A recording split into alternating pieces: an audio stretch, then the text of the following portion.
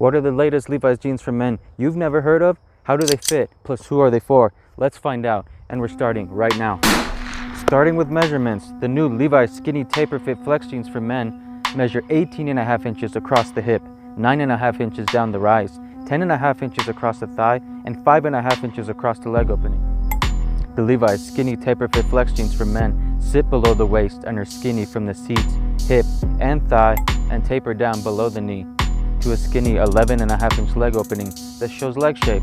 They also show your shoes off well by having a skinny leg opening.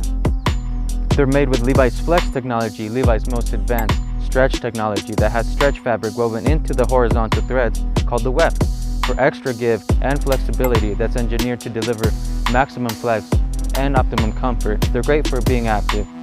They're made with 99% cotton and 1% elastane with built-in recovery so jeans keep their shape.